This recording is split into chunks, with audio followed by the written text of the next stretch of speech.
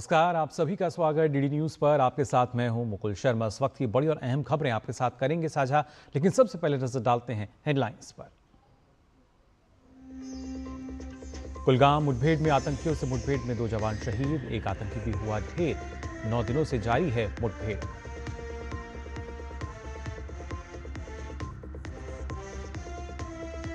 उत्तराखंड के धाली और हर्षिल में वायुसेना का बचाव अभियान जारी। आज सुबह 74 और नागरिकों को सुरक्षित निकाला गया। बाहरी राज्यों के सभी यात्रियों को सुरक्षित निकाला गया। दिल्ली एनसीआर के कई इलाकों में भारी बारिश के कारण जलजमाव की स्थिति। हवाई यातायात भी प्रभावित। 90 उड़ानें लेट, 4 रद्द। आज दिन भर के लिए रेड अलर्ट जारी। त्योहार के सीजन में यात्रियों के लिए रेलवे की नई सुविधा, round trip package for festival rush योजना के तहत टिकट बुक कराने पर मिलेगी 20% की छूट। 14 अगस्त से शुरू होगी योजना। और अंडर 19 एशियाई बॉक्सिंग चैंपियनशिप में 7 महिला मुक्केबाज समेत 10 भारतीय मुक्केबाज स्वर्ण पदक के लिए पेश करेंगे चुनौती। बैंकॉक में चल रही है प्रतियोगिता। और आइए अब खबरें देखते हैं विस्तार से। सबसे पहले बात करते हैं जम्मू कश्मीर की, जहां कुलगाम जिले के अखल के जंगल में आज 9वें दिन भी मुठभेड़ जारी है। सुरक्षा बलों के साथ मुठभेड़ में एक और आतंकवादी मारा गया है। कल रात अखलवन क्षेत्र में आतंकवादी और सुरक्षा बलों के बीच हुई भीषण गोलीबारी में 4 जवान घायल हो गए, जिनमें से 2 जवानों ने दम तोड़ दिया। शहीद होने वाले जवानों के नाम लांस नायक प्रीतपाल सिंह और जवान हरमिंदर सिंह हैं।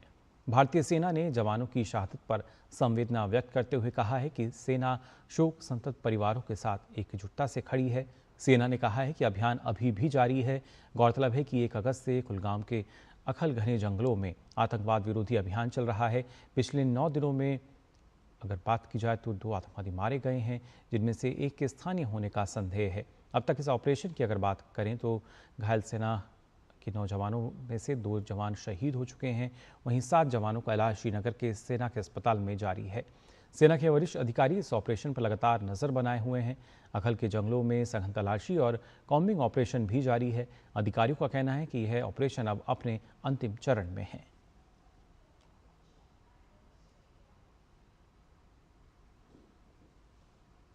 और बात उत्तराखंड की, जहां उत्तरकाशी के धराली आपदाग्रस्त क्षेत्र में आज 5वें दिन प्रभावित क्षेत्रों में फंसे यात्रियों और स्थानीय लोगों को रेस्क्यू के लिए अभियान भी जारी है।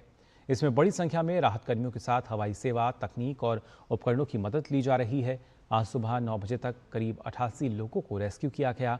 उत्तराखंड राज्य आपदा प्रबंधन प्राधिकरण की ओर से बताया गया है कि UCADA सिविल उड़ान शटल विमानों का परिचालन शुरू हो गया है। सुबह से ही 4 विमान उड़ान भर रहे हैं। यूकाडा के हेलीकॉप्टरों की ओर से रिजर्वेशन बेड़े के साथ काम किया जा रहा है। आज सुबह कुल 88 यात्रियों को रेस्क्यू किया गया। पिछले 2 दिन में 729 लोगों को सुरक्षित निकाला गया है। हर्षिल से मातली 51 और मातली से हर्षिल 23 यात्रियों के अलावा खाद्य सामग्री पहुंचाई गई है। सेना के जवान पूरी तरह लिमचिगार्ड में बैली ब्रिज बनाने के काम में जुटे हुए हैं। एक चिनूक हेलीकॉप्टर ने जॉलीग्रांट के जेनसेट से लेकर उड़ान भरी। दूसरा चिनूक जनरेटर लेकर धारसू से हर्षिल के लिए उड़ा है। रेस्क्यू अभियान को गति देने के लिए रेस्क्यू अभियान के लिए ज़रूरी लॉजिस्टिकल सपोर्ट प्रदान करने के लिए 3 चीता हेलीकॉप्टर जॉलीग्रांट एयरपोर्ट पहुंचे हैं। चिनूक से 2 जनरेटर हर्षिल पहुंचाए गए हैं। 1 GPR, 2 मेटल डिटेक्टर और सेना के जवानों को लेकर 3 हेलीकॉप्टरों ने हर्षिल के लिए जॉलीग्रांट से उड़ान भरी।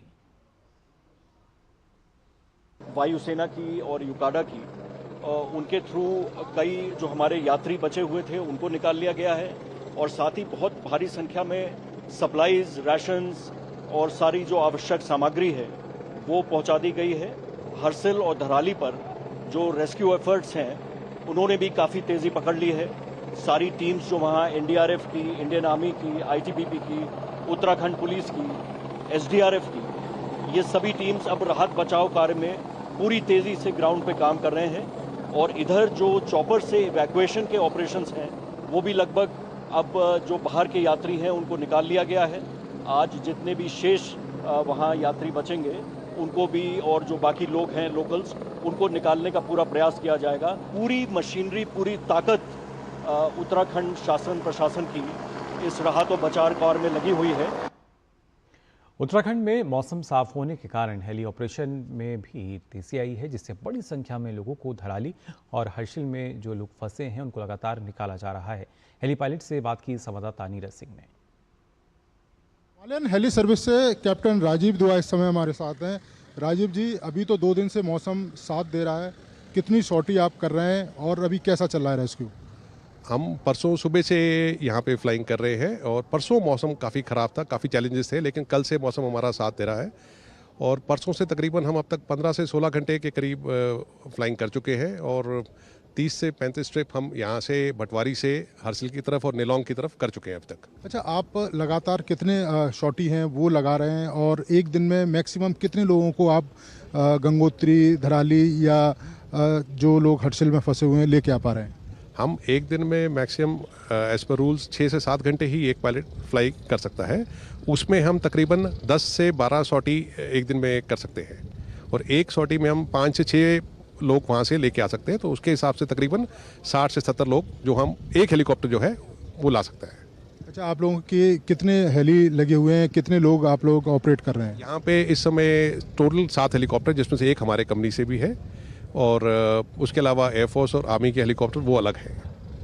चलिए, धन्यवाद। तो ये थे हमारे साथ राजीव जी, जो बता रहे थे कि लगातार पिछले 2 दिन से मौसम ठीक है, जिसकी वजह से हेली सर्विस भी काफ़ी तेज़ हुई है और जिसके कारण बड़ी संख्या में जो लोग हर्सिल, धराली या फिर गंगोत्री में फंसे हुए थे उनको सुरक्षित निकाल पाना संभव हो रहा है।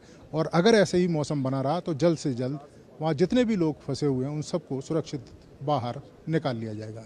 कैमरामैन सुनील के साथ Neeraj Singh, DD news, Matali, ITBP camp. तो लगातार लोगों को रेस्क्यू किया जा रहा है और खासतौर से धराली, गंगोत्री और हर्षिल में फंसे हुए महाराष्ट्र के जो सभी लोग हैं वो भी सुरक्षित हैं। महाराष्ट्र के आपदा प्रबंधन मंत्री गिरीश महाजन खुद मातली उत्तराखंड में मौजूद हैं। डीडी न्यूज़ संवाददाता नीरज सिंह ने एक्सक्लूसिव बात करते हुए उन्होंने कहा कि मुख्यमंत्री ने मुझे यहाँ भेजा है। महाराष्ट्र के 90% लोग सुरक्षित निकाल लिए गए हैं, बाकी भी जल्द वहाँ से निकाल लिए जाएंगे। महाराष्ट्र के आपदा मंत्री गिरीश महाजन जी इस समय हमारे साथ हैं। सर, महाराष्ट्र से भी बड़ी संख्या में लोग यहाँ आए थे, धराली, गंगोत्री और वहाँ फंस गए थे, अभी क्या स्थिति है उनकी? अभी स्थिति सामान्य हो चुकी है। हमारे बहुत सारे लोग, 200 के ऊपर लोग उस एरिया में थे, धराली में थे, गंगोत्री के पास में थे और वहाँ उनका कोई संपर्क नहीं हो पा रहा था उनके घर वालों से, रिश्तेदारों से, दोस्तों से। तो सभी लोग चिंतित थे। तो हमारे मुख्यमंत्री माननीय देवेंद्र जी ने मुझे कहा कि आपको तुरंत वहाँ जाना पड़ेगा, मुझे भेजा। मैं 3 दिन से यहीं पे हूँ, पूरा ध्यान रखे हूँ, सभी संपर्क में हूँ और करीब करीब 90% लोग हमारे कांटेक्ट में है और जो यहाँ पर थे 200 लोग, उसमें से करीब करीब 90-80% लोग यहाँ से रवाना हो चुके हैं, जिनको हमने चॉपर के माध्यम से, प्रशासन के माध्यम से, ये सब लोग देहरादून एयरपोर्ट पे भी पहुँच चुके हैं, हरिद्वार भी पहुँच चुके हैं और सब लोग सेफ है। कोई महाराष्ट्र से आए हुए जो यात्री थे उनसे कोई कैजुअलिटी नहीं, कोई हताहत नहीं है।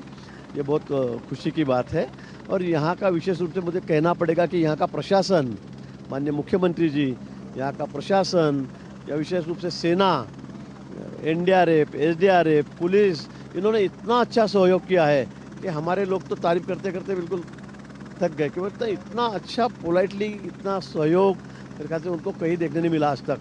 इतना अच्छा सहयोग किया है और हमारे सब महाराष्ट्र के लोग बहुत सेफ है। अच्छा, दूसरा आप बताएं कि 90% लोग जो महाराष्ट्र के हैं वो आपके टच में हैं, क्या उन सभी से बात हो गई और जो 10% लोग हैं वो सुरक्षित हैं? बिल्कुल सभी सुरक्षित है। 90% लोग, 80% लोग रवाना हो चुके हैं। अब जो भी है वो अलग अलग एयरबेस पे है, वो अभी निकल जाएंगे। मुझे लगता है दोपहर तक, 4 बजे तक यहाँ पे महाराष्ट्र का कोई नहीं बचेगा। और कुछ लोग आज सुबह केदारनाथ के लिए भी निकल गए, आगे निकल गए हैं। करीब करीब 45 लोग हम कहते हमें आगे जाना है तो यात्रा के लिए निकल भी गए और नहीं मान रहे थे तो केदारनाथ के लिए निकल गए। अच्छा, आप मुंबई से यहाँ पर पहुँचे हैं, मुख्यमंत्री देवेंद्र फडणवीस ने क्या आपको बोल के यहाँ पर भेजा है कि भाई महाराष्ट्र के लोग फंसे हुए हैं, आप जाइए तुरंत? बिल्कुल, मैं तो आपदा मिनिस्टर भी हूँ, तो मेरे पास पद अभी आया, लेकिन मैं जब भी महाराष्ट्र में कुछ होता है या बाहर कुछ होता है तो ये मेरी जिम्मेदारी होती है हमेशा। आप देख लीजिए, कश्मीर में भी हुआ, पहलगाम में, तब दूसरे दिन सुबह में पहलगाम में था, श्रीनगर में था, केरला में जब बाढ़ आई थी तब भी 10 दिन में वहीं पे 100 डॉक्टर की टीम लेकर गया था, पूरा मेडिसिन लेके गया था, पूरा एयरफोर्स के 3 फ्लाइट लेके गया था। तो ये जिम्मेदारी ज़्यादातर मेरे पास ही होती है महाराष्ट्र में। धन्यवाद। तो ये थे हमारे साथ आपदा मंत्री गिरीश महाजन जी, जो बता रहे थे कि महाराष्ट्र से बड़ी संख्या में लोग आए थे, 90% लोग सुरक्षित हैं, अपने अपने घरों के लिए रवाना हो गए। कैमरामैन सुनील के साथ नीरज सिंह, डीडी न्यूज़, मातली। वहीं उत्तरकाशी जिले में शुक्रवार सुबह जारी मौसम पूर्वानुमान के अनुसार आज दिन भर अधिकांश स्थानों पर हल्की से मध्यम बारिश होने की संभावना है। शाम और रात के समय कुछ क्षेत्रों में बारिश की तीव्रता बढ़ सकती है। मौसम विभाग द्वारा आज सुबह जारी चेतावनी के अनुसार अगले 6 घंटे के दौरान क्षेत्र में आमतौर पर बादल छाए रहेंगे। कई जगह हल्की से मध्यम बारिश के आसार हैं। हालांकि फिलहाल कोई भारी बारिश की चेतावनी नहीं है, लेकिन स्थानीय प्रशासन और लोगों को सतर्क रहने की सलाह दी गई है, खासकर पर्वतीय क्षेत्रों और यात्रा करने वालों के लिए। वहीं हिमाचल प्रदेश के कांगड़ा जिले में स्थित पौंग डैम से भारी मात्रा में पानी छोड़ा जा रहा है, जिससे ब्यास नदी के किनारे बसे क्षेत्रों में जल भराव का खतरा बढ़ गया है।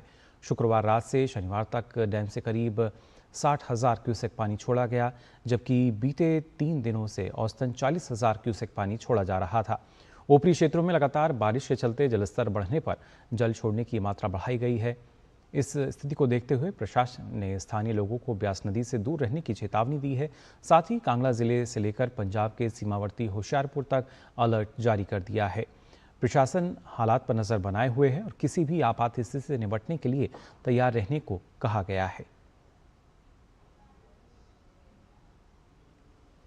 और बात करते हैं हिमाचल प्रदेश के कुल्लू की, जहां आनी में भी भारी भूस्खलन की वजह से एक बार फिर हालात बिगड़ने लगे हैं। आनी उपमंडल के रघुपुर में नाले में भारी फ्लैश फ्लड के चलते नाले के दोनों तरफ की पहाड़ियों में भूस्खलन भी हुआ, जिससे इस क्षेत्र में पेयजल आपूर्ति भी बाधित हो गई है। हालांकि जल शक्ति विभाग के कर्मचारी पेयजल आपूर्ति को बहाल करने में लगे हैं। साथ ही प्रशासन द्वारा लोगों से नदी नालों से दूर रहने की अपील भी की जा रही है। हिमाचल प्रदेश में लगातार हो रही बारिश के चलते शिमला चंडीगढ़ राष्ट्रीय राजमार्ग 5 का सफर एक बार फिर मुश्किलों भरा हो गया है। शुक्रवार शाम सोलन के आगे चक्की मोड़ पर एक भारी भरकम चट्टान कार पर गिर गई, जिससे मौके पर अफरा तफरी मच गई और हाईवे का एक हिस्सा बंद हो गया। हादसे में किसी बड़ी जनहानि की सूचना नहीं है, लेकिन एक तरफ का रास्ता बंद होने से गाड़ियों की लंबी कतारें लग गईं। जानकारी के अनुसार पिछले 4 दिनों से इस क्षेत्र में 4 बार चट्टानें गिरने की घटनाएं हो चुकी हैं, जिससे हाईवे बार बार अवरुद्ध होता रहा है। और न सिर्फ पहाड़ी राज्यों में, बल्कि आज सुबह से ही दिल्ली और आसपास के अगर हम बात करें राष्ट्रीय राजधानी क्षेत्र की भी, तो कई हिस्सों में रुक रुक कर भारी बारिश हो रही है। कई इलाकों में जलभराव हो गया है, जिससे लोगों को परेशानियों का सामना करना पड़ रहा है। भारी बारिश के कारण हवाई यातायात पर भी असर पड़ा है। खराब मौसम के कारण लगभग 90 फ्लाइट लेट हुई हैं, जबकि 4 उड़ानें रद्द कर दी गई हैं। दिल्ली और एनसीआर में भारी बारिश के कारण शास्त्री भवन, आरके पुरम, मोतीबाग और किदवई नगर जैसे प्रमुख इलाकों में जल जमाव की स्थिति देखी गई है, जिससे आवाजाही बुरी तरह प्रभावित हुई है। मौसम विभाग ने कई हिस्सों के लिए रेड अलर्ट जारी किया है। बिजली और गरज के साथ बहुत भारी बारिश होने की चेतावनी भी दी गई है।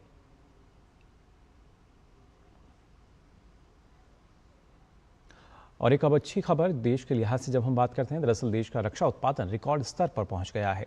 रक्षा मंत्री राजनाथ सिंह ने एक्स पर इसकी जानकारी देते हुए कहा है कि प्रधानमंत्री नरेंद्र मोदी के नेतृत्व में भारत का रक्षा उत्पादन रिकॉर्ड ऊंचाई पर पहुंच गया है। वित्त वर्ष 2024-25 में वार्षिक रक्षा उत्पादन बढ़कर 1,50,590 करोड़ रुपए के सर्वकालिक उच्च स्तर पर पहुंच गया है। ये आंकड़े पिछले वित्त वर्ष के 1.27 लाख करोड़ रुपए के उत्पादन की तुलना में 18% की मजबूत वृद्धि दर्शाते हैं और वित्त वर्ष 2019 और 20 की तुलना में 90% की आश्चर्यजनक वृद्धि दर्शाते हैं, जब ये आंकड़ा महज 79,071 करोड़ रुपए था। भारतीय रेल ने त्योहारी भीड़ को नियंत्रित करने और यात्रियों को बेहतर सुविधा देने के लिए एक नई round trip package for festival rush योजना लागू करने का फैसला लिया है। इस योजना के तहत जो यात्री अपने आने जाने की टिकट एक साथ बुक करेंगे, उन्हें वापसी यात्रा के किराए के बेस फेयर पर 20% की छूट मिलेगी। ये योजना 14 अगस्त 2025 से शुरू हो रही है। आगे की यात्रा 13 से 26 अक्टूबर 2025 के बीच और वापसी यात्रा 17 नवंबर से 1 दिसंबर 2025 के बीच होनी चाहिए। दोनों टिकट एक ही यात्री, एक ही क्लास और एक ही स्टेशन जोड़ी के लिए होंगी।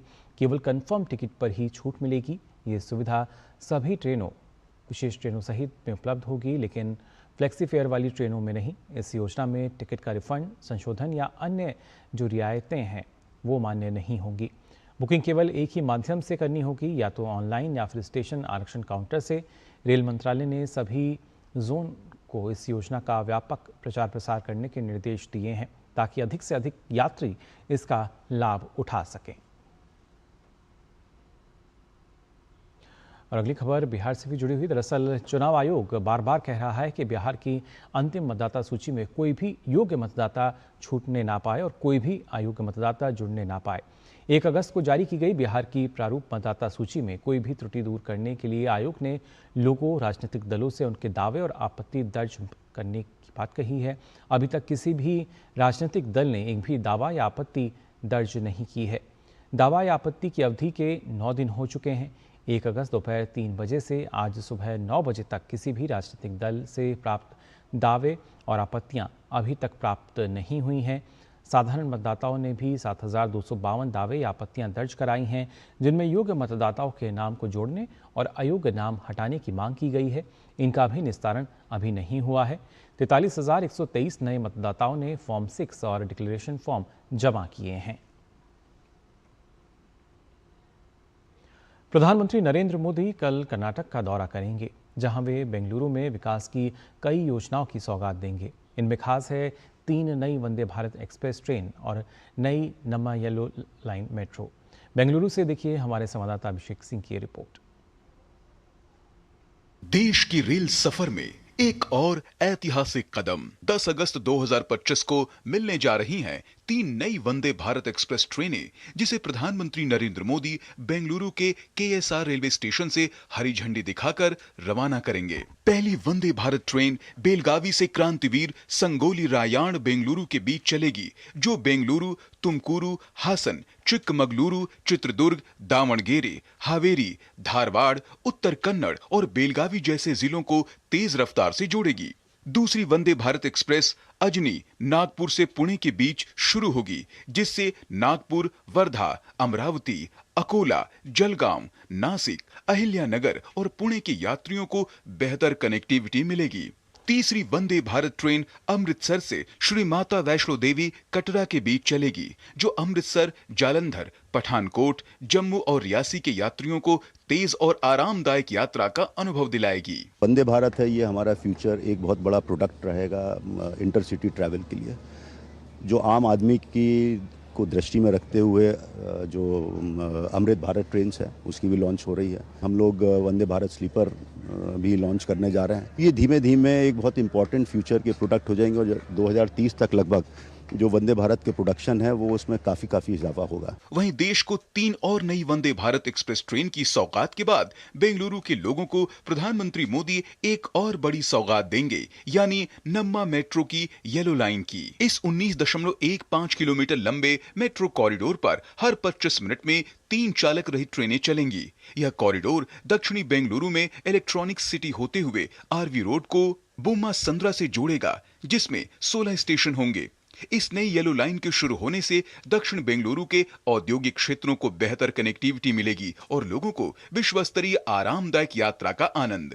साथ ही सबसे बड़ी बात, लोगों को ट्रैफिक से निजात मिलेगी। प्रधानमंत्री नरेंद्र मोदी रविवार को बेंगलुरु में पर्पल लाइन और ग्रीन लाइन के बाद अब इस तीसरे येलो लाइन मेट्रो की भी शुरुआत करेंगे, जो यहाँ के लोगों को ट्रैफिक से निजात दिलाएगा और रागीगुडा से लेकर इन्फोसिस तक का विश्व स्तरीय यात्रा का अनुभव भी कराएगा। प्रधानमंत्री नरेंद्र मोदी द्वारा शुरू की जाने वाली रेल और मेट्रो से बेंगलुरु में विकास को और गति मिलेगी। कर्नाटक में चलने वाली यह 11वीं वंदे भारत एक्सप्रेस ट्रेन होगी। वहीं आंकड़ों पर नजर डालें तो देश भर में वंदे भारत ट्रेन 144 सेवाओं के जरिए 24 राज्यों और केंद्र शासित प्रदेशों तक पहुंच चुकी है, जो अब 150 तक पहुंच जाएगी। सरकार का लक्ष्य अगले 3 वर्षों में 200 और वंदे भारत ट्रेनों को शुरू करने का है। निश्चित ही ये कहना गलत नहीं होगा कि बेंगलुरु से बेलगावी के बीच नई वंदे भारत ट्रेन और नई येलो मेट्रो लाइन यात्रा समय को तो कम करेंगी ही, साथ ही यात्रियों को तेज, सुरक्षित और आरामदायक सफर का भी अनुभव कराएगी। Abhishek Singh, DD news, Bengaluru. और आइए अब आगे बढ़ते हैं। राष्ट्रपति भवन का दीदार और लाल किले पर तिरंगे को लहराता देखना हर भारतीय का सपना होता है। जो झारखंड के किसान रामदास बेदिया के लिए हकीकत बनने जा रहा है। उन्हें राष्ट्रपति ने स्वतंत्रता दिवस समारोह में शामिल होने के लिए न्योता भेजा है, जिसे पाकर उनके और उनके गांव के लोगों की खुशियों का ठिकाना नहीं है। रामदास बेदिया की वजह से रांची के अनगढ़ा प्रखंड का बीसा गांव इन दिनों सुर्खियों में है। एक साधारण किसान रामदास बेदिया को राष्ट्रपति द्रौपदी मुर्मू की ओर से स्वतंत्रता दिवस समारोह में शामिल होने का न्योता मिला है। रामदास बेदिया राष्ट्रपति भवन में रात्रि भोज में शामिल होंगे और स्वतंत्रता दिवस समारोह के साक्षी होंगे। दरअसल रामदास बेदिया ने प्रधानमंत्री आवास निर्धारित समय से पहले ही पूर्ण कर लिया था, जिसका उन्हें यह सम्मान मिला है। मैं नहीं सोचा था कि ऐसा मौका आएगा, लेकिन पहली बार ऐसा मौका आया कि डाक द्वारा थ्रू आया। विशेष व्यवस्था के तहत यह निमंत्रण पत्र डाक विभाग द्वारा उन तक पहुंचाया गया। रामदास बेदिया ने इस निमंत्रण पर प्रसन्नता जताते हुए राष्ट्रपति और प्रधानमंत्री का आभार जताया। बहुत खुशी के बात है जाने 15 अगस्त में झंडा फहराने के लिए, तो हम जाने के लिए तैयारी कर रहे हैं। इसके लिए राष्ट्रपति को और प्रधानमंत्री को मेरे तरफ से बहुत बहुत धन्यवाद। निमंत्रण पाकर रामदास का पूरा परिवार बेहद खुश है। रामदास बेदिया की पत्नी तिलकी देवी और बेटा पवन बेदिया ने कहा कि राष्ट्रपति से मिले न्योते ने पूरे परिवार को इलाके में खास बना दिया है। गांव वाला भी खुश है, हम लोग भी घर परिवार वाला पूरा खुश है। पापा को निमंत्रण भेजे हैं। कभी नहीं सोचे थे कि दिल्ली में 15 अगस्त में झंडा सम्मेलन में सम्मानित किया जाएगा। छोटे से गांव से निकलकर राष्ट्रपति भवन का दीदार करने की बात सुनकर ही पूरा गांव उत्साहित है। गांव के अर्जुन बेदिया ने कहा कि एक साधारण किसान को राष्ट्रपति का न्योता मिलना गांव के लिए सम्मान की बात है। रामदास बेदिया का जो मान सम्मान बना, उसके साथ हमारे बीसा पंचायत का भी बहुत माने हर जगह नाम हो रहा है। केंद्र सरकार विभिन्न योजनाओं के माध्यम से जन कल्याण को नया आयाम दे रही है। प्रधानमंत्री आवास योजना से शहर से लेकर गांव तक तस्वीर बदल रही है। वहीं रामदास बेदिया जैसे लोगों की तकदीर भी इसमें खिल रही है। बेहतर काम करने वालों को मान तथा मान्यता मिलना निश्चित रूप से बदलते भारत का जीवंत प्रमाण है। रांची से अवधेश गौतम के साथ मैं दिवाकर कुमार। तो लोगों को लगातार जो निमंत्रण पत्र हैं वो मिल रहे हैं। वहीं देश भर में हर घर तिरंगा यात्रा जोरों से चल रही है। सूरत एयरपोर्ट से डुमास तक 10 किलोमीटर लंबी तिरंगा रैली निकाली गई, जिसमें CISF के जवानों, एयरलाइन कर्मचारियों और स्थानीय नागरिकों ने उत्साहपूर्वक भाग लिया। रैली के दौरान देशभक्ति के नारे लगाए गए और सभी ने तिरंगा लहराकर अपने भावों का परिचय दिया। ये रैली डुमास पहुंची और वापस एयरपोर्ट पर आकर संपन्न हुई। का एक पर्व उत्सव बहुत ढंग से मनाना चाह रहे हैं। आप ये देखें कि कोई भी उत्सव होता है उसमें एक पर्टिकुलर सोसाइटी का सेगमेंट शामिल होता है। ये हम सब भारतीयों का उत्सव है। ये पर्व हमें याद दिलाता है कि हम सब एक हैं। मैं आप सबसे आह्वान करता हूँ कि हम सब एकता की, जैसे स्वतंत्रता संग्राम के समय सारे भारतीय एक हुए थे, वैसे हम फिर से उस चीज का परिचय दे सके तो हमारे देश के लिए बहुत अच्छा है। 1942 के भारत छोड़ो आंदोलन की 83वीं वर्षगांठ पर सुरेंद्रनगर जिले के चोटिला में भारत गौरव तिरंगा यात्रा का भव्य आयोजन किया गया। ये कार्यक्रम हर घर तिरंगा और नारी वंदना उत्सव के अंतर्गत राष्ट्रीय कवि झवेरचंद मेघानी की जन्मभूमि चोटिला में आयोजित हुआ। ये यात्रा स्वतंत्रता संग्राम वीर सेनानियों और शहीदों के लिए समर्पित थी, जिसमें शहर के विभिन्न स्कूलों के विद्यार्थियों, शिक्षकों, नागरिकों और अधिकारियों ने यात्रा में भाग लिया। शोभा यात्रा शहर के प्रमुख मार्गों से होती हुई संपन्न हुई। इस यात्रा में 200 फीट ऊंचे राष्ट्रीय ध्वज विशेष आकर्षण का केंद्र रहे। तिरंगा का भागरूप आज एक अनोखा कार्यक्रम हमारे चोटिला तहसील में आज सेलिब्रेशन हुआ। उस कार्यक्रम में प्रथम से हमारा जो राष्ट्रीय शायर झवेरचंद मेघानी का जो जन्म स्थान है, वहाँ से हमने तिरंगा की यात्रा निकाली और उसमें हमारे जो शाला के जो स्टूडेंट है वो स्टूडेंट और हमारे तहसीलदार, पुलिस स्टाफ और यहाँ के जो राष्ट्रीय शायर झवेरचंद मेघानी के जो सब ट्रस्टी है और लाइब्रेरी के जब स्टाफ है वो और चोटिला के नगरवासियों ने पार्टिसिपेट किया और एक संदेश दिया जाएगा कि हम सब भारतीय एक ही है। और आइए अब खबर देखते हैं खेल जगत से। थाईलैंड के बैंकॉक में चल रही अंडर 19 एशियाई बॉक्सिंग चैंपियनशिप 2025 में भारत के 10 मुक्केबाज स्वर्ण पदक के लिए रिंग में उतरेंगे। सभी ने अपने अपने सेमीफाइनल मुकाबलों में कल शानदार जीत दर्ज की। पुरुष वर्ग में मौसम सुहाग, राहुल कुडू और हेमंत सांगवान ने फाइनल में जगह बनाई, जबकि महिला वर्ग से 7 मुक्केबाज जगह बनाने में सफल रहे। अंडर 19 के मुक्केबाजों का ये प्रदर्शन अपने आप में देश में बॉक्सिंग के खेल के बढ़ते कद की तस्वीर को भी सामने रख रहा है। तो फिलहाल के लिए इस बुलेटिन में बस इतना ही, लेकिन देश और दुनिया की तमाम खबरों के लिए आप देखते रहिए DD न्यूज़।